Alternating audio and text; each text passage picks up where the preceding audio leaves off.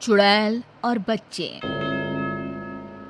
कुंदन अपनी पत्नी पारो और दो बच्चों मुन्ना और रिया के साथ रहता है। चारों का परिवार अच्छा खासा खुशहाल चल रहा था, लेकिन एक दिन उसकी पत्नी पारो सीढ़ियों से फिसलकर गिर गई और अस्पताल पहुंचने से पहले ही उसने दम तोड़ दिया। कुंदन की जिंदगी तो जैसे वीरान हो गई। बच्चे भी बहुत दुखी रहने लगे। इसी तरह देखते देखते एक साल बीत गया। एक दिन कुंदन का मित्र उनसे मिलने आया। अरे कुंदन, तुम इन बच्चों के लिए दूसरी शादी कर लो। कम से कम बच्चों की ठीक से परवरिश तो हो जाएगी। मित्र के बार बार समझाने पर कुंदन तैयार हो जाता है। नई माँ रूपा शुरू में बच्चों और कुंदन का बहुत ख्याल रखती है, पर 6-7 महीने बाद ही वो कुंदन के जाने के बाद आराम से सो जाती। और जब मुन्ना और रिया स्कूल से आते तो, ए रिया, जल्दी से पूरे घर की सफाई कर और बर्तन धो दे, तभी खाना मिलेगा। और मुन्ना, जाकर छत की धुलाई कर। वो बच्चों से ही घर का सारा काम करवाती है। उन्हें खाना भी ठीक से नहीं देती। खुद के लिए और कुंदन के लिए वो बढ़िया बढ़िया पकवान बनाती। जब रात को कुंदन काम से वापस आता तो, अरे, बच्चों ने खाना खा लिया? उनको तो मैंने कब का खिला पिलाकर सोने भेज दिया है। कितना ख्याल रखती है ये बच्चों का। एक दिन जब रूपा सो रही थी, मुन्ना देखता है कि रसोई की अलमारी में मिठाई रखी है, लेकिन वो वहां तक पहुंच नहीं पाता। तो वो अपनी बहन को बुलाकर लाता है। मैं घोड़ा बन जाता हूँ, तुम मेरे ऊपर चढ़कर वो मिठाई उतार दो। उन्होंने मिठाई उतारी और खा ली। अचानक मिठाई का डिब्बा रिया के हाथ से नीचे गिर जाता है और बिखर जाता है। आवाज सुनकर रूपा भागते हुए आती है। उसने आओ देखा न ताव और दोनों की खूब पिटाई कर दी। जब देखो तब भूखे ही रहते हैं ये बच्चे, न जाने इनका पेट है कि कुआं। बच्चे खूब देर तक रोते रहते हैं, लेकिन फिर आपस में ही बातें और मजाक करके एक दूसरे का मन बहलाने लगते हैं। रिया, जब मैं बड़ा हो जाऊंगा ना तो एक मिठाई की दुकान खोल लूंगा। पहले हम लोग खूब सारी मिठाइयाँ खाएंगे और फिर बेचेंगे। मुन्ना, मेरी तो शादी हो जाएगी, तुम अकेले ही सारी मिठाइयाँ खाओगे ना? अरे हाँ रे, तब तक तो मेरी भी शादी हो जाएगी। कुंदन जब घर आता है तब उसकी माँ बच्चों की खूब शिकायत करती है। अरे बच्चों, तुम्हारी माँ तुम्हारा कितना ध्यान रखती है। आखिर क्या कमी है तुम दोनों को? पिताजी, उनकी बात पूरी भी नहीं हो पाती कि हाँ हाँ कह दो कि मैं तुम्हें खाना नहीं देती, सारे दिन घर के काम करवाती हूँ, कह दो ना। मुन्ना चुपचाप खड़ा रहता है।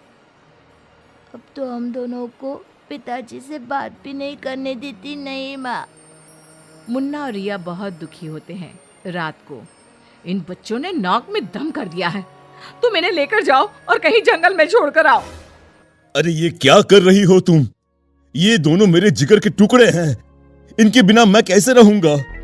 कुंदन को बार बार समझाने पर भी जब वो नहीं मानता, तब उसे एक उपाय सूझता है। कुछ दिनों तक वो बच्चों के साथ खूब अच्छे व्यवहार का नाटक करती है। बच्चे खूब खुश रहते हैं। एक दिन, सुनो, जल्दी से नाश्ता लगाओ, मुझे 2 दिन के लिए शहर जाना है। रूपा बहुत खुश होती है। वो सोचती है कि ये तो बच्चों को जंगल में छोड़कर आने से रहा, मैं ही इन्हें छोड़ आती हूँ। कुंदन के जाने के बाद, बच्चे चलो, आज हम तुम्हारी नानी के घर चलते हैं। बहुत देर तक चलते चलते जब वो सब घने जंगल में पहुंच जाते हैं तब, माँ, इधर का नानी का घर है, लगता है हम रास्ता भूल गए हैं। अच्छा, तुम लोग यहीं रुको, मैं रास्ता पूछकर थोड़ी देर में आती हूँ। हाँ, ये कहकर रूपा उन्हें वहीं छोड़कर चली जाती है। बहुत देर हो जाती है और रूपा वापस नहीं आती तो, माँ कब आएगी भैया? इस तरह सुबह से शाम हो जाती है। जहाँ एक तरफ बच्चे जंगल में अपनी माँ का इंतजार कर रहे होते हैं, वहीं दूसरी तरफ रूपा घर में आराम से बैठी थी। इसी तरह 2 दिन बीत जाते हैं और 2 दिन बाद कुंदन जब घर वापस आता है तो, बच्चे कहाँ हैं? मैं उन्हें जंगल में छोड़ आई। ये तुमने क्या किया रूपा? बच्चे बेचारे जंगल में अकेले कहाँ भटक रहे होंगे? क्या किया तुमने ये?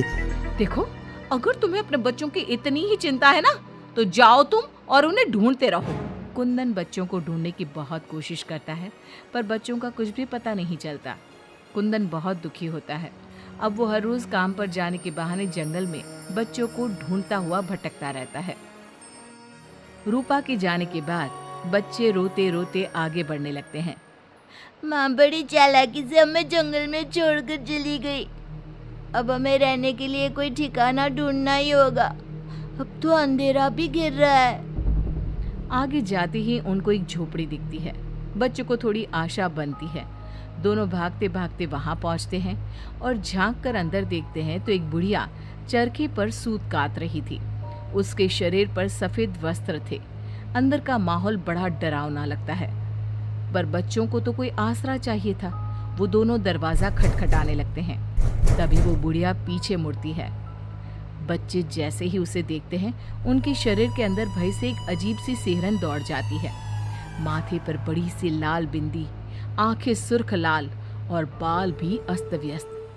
जैसे ही उसकी नजर मुन्ना और रिया पर पड़ती है, उसके चेहरे की रौनक बढ़ जाती है। वो बड़ी प्रसन्न होकर कहती है, आओ आओ बच्चों, मैं तुम्हारी दादी जैसी ही तो हूँ, आ जाओ।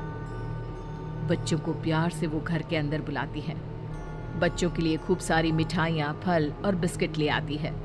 बच्चे तो पहले से ही भूखे थे। वे खाना देखकर उस पर टूट पड़ते हैं। उनका सारा डर भी दूर हो जाता है। वो खाने के बाद तुरंत ही सो जाते हैं। जब सुबह उठते हैं तो बच्चों, हम घर के पीछे वाले बगीचे में चलते हैं। वहाँ बहुत सुंदर फूलों का बगीचा था। मुन्ना और रिया वहीं खेलने लगते हैं। बुढ़िया अंदर चली जाती है। तब तक मुन्ना की नज़र एक गिलहरी पर पड़ती है जो एक कोने में दुबकी हुई थी।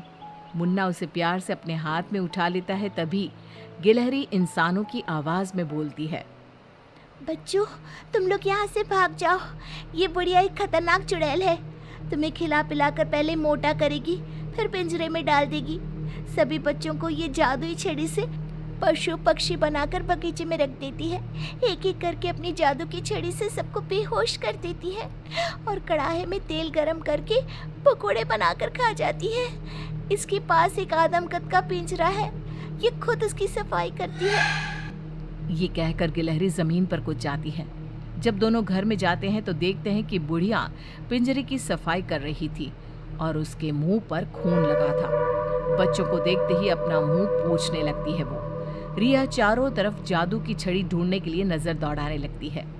अचानक उसे जादू की छड़ी दिखाई देती है और वो दोनों लपटकर वो छड़ी उठा लेते हैं। जादुई छड़ी, पिंजरा बंद कर दो। पिंजरा बंद हो जाता है।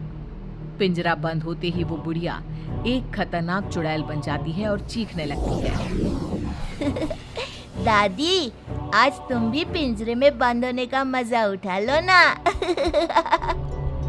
दोनों हंसते हैं। दादी दादी, यही वो जादुई छड़ी है ना जिससे तुम सब बच्चों को चूहा, बिल्ली और गिलहरी बनाती हो? बोलो, तुमको क्या बनना है? मुझे बाहर निकाल, वरना मैं तेरा खून पी जाऊंगी। छड़ी मेरे हवाले कर दे। दादी, पिंजरे में कुछ खाने को दो। ये लो, तब तक आम की गुठलियां चूसो। इनमें अभी भी बहुत रस बचा है। दोनों आम की ढेर सारी गुठलियां पिंजरे में फेंक देते हैं। एक बार मैं बाहर आ जाऊं ना, तुम दोनों के पकोड़े बनाकर चबा जाऊंगी।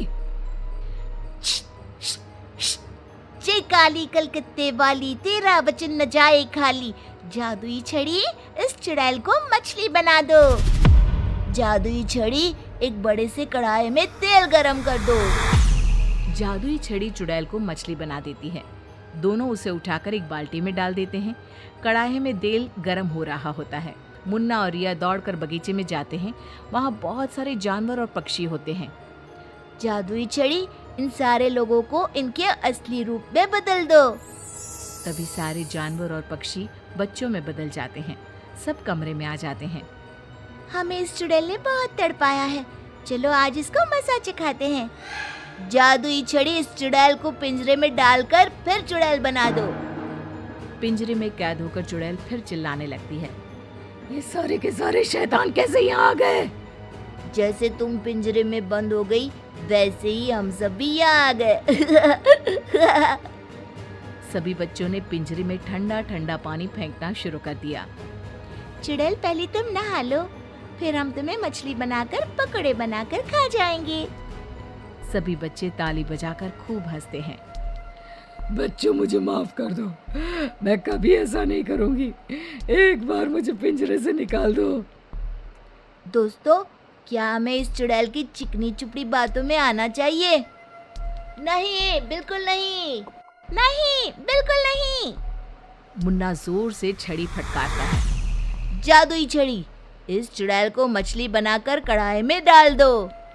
मछली की कढ़ाई में गिरते ही बहुत तेज आवाज होती है, जैसे कहीं बिजली चमकी हो। सभी बच्चे डरकर एक दूसरे से चिपक जाते हैं। मछली का आकार बहुत बड़ी सी चुड़ैल का हो जाता है। वो बार बार कढ़ाई से निकलने की कोशिश करती है।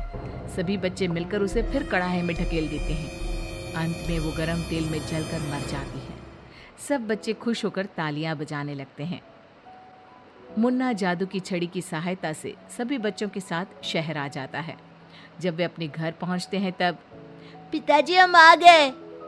कुंदन उनकी आवाज सुनते ही भागता हुआ आता है। बच्चों को देखकर उसकी आंखों से झरझर आंसू गिरने लगते हैं।